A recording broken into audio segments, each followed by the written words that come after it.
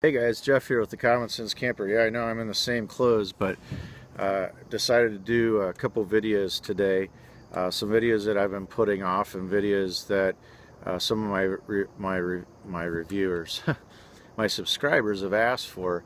And one of those is actually, you probably just saw this video. That's the knife that my boys and I made out of a putty knife. What I did is actually went to my storage shop and got a lot of the tools out that I had put away for a long time, and I had a bunch of projects I wanted to get done with those, and those were my grinders and my Dremel tool. So one of the projects I wanted to get done today was that knife, and again, my kids had a blast with that thing. But the other one was to get my BK7 modified, and I got this from a couple guys' ideas on YouTube. One of those is Chris from Prepared Mind 101, and he's a big advocate of the BK7, and he's actually the reason I bought one. And I tell you, I'm not looking back. It's an excellent knife, but there were some things about it I didn't like. First of all, I could not stand that thumb ramp. I'm not sure the purpose of that. I can only assume that it is for tactical purposes, for thrusting or stabbing, but I did not like that. It was absolutely useless for the purposes that I need the knife for. So I took the thumb ramp off. I just used my angle grinder and then my Dremel tool just to polish it up, and put a 90-degree spine on it so it will strike a ferro rod very well now. And then I also put a finger choil in there, if you can, I don't know if you can see that. And now I can really get in and do my really small tasks with this.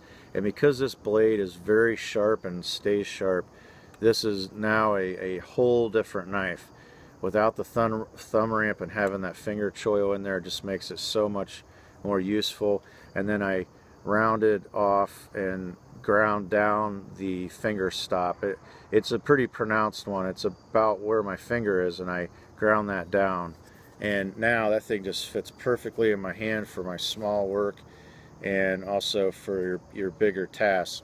Now, if you're going to take on a project like this, keep in mind that most, if not all, knives are heat treated.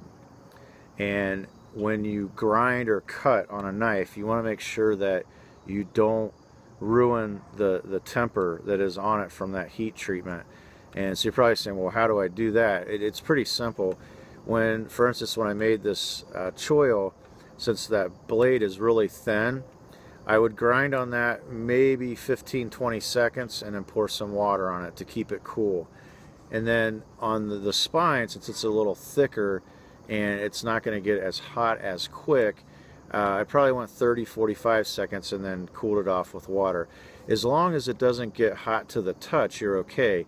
But just keep that in mind. If you're going to modify something like this, it's not as easy as just throwing it on a power tool or a belt grinder and just grinding the metal off, because you will affect that temper heat treatment, and you don't want to do that, because what that will lead to is chipping and breakage, and you don't want to do that, especially down here where it's really thin by the blade itself. So there it is, the BK7 modified. And then a lot of people ask me how I do this. This is very simple. You just take yellow mustard, dab it on a paper towel, and just blot it on there very heavily. Let it sit on there for about a half hour, rinse it off, and that's it. That's all you have to do to get that temper, or the forced patina on it. And people ask me, well, why do you do that? The main reason is, and it seems kind of odd, but the main reason is so that the blade is more rust resistant, because 1095 Corrovian steel is prone to rust and corrosion. So if you kind of pre-rust or put good rust or corrosion on it, it keeps the bad corrosion off. I know that sounds really crazy, and I thought it was nuts when I first heard about it, years ago, but it does work. If you put a forced patina on this, it will help keep the corrosion and the rust off the blade. So there it is, my now brand new BK7 without the thumb ramp and a finger choil. So this is Jeff with the Common Sense Camper, camping out.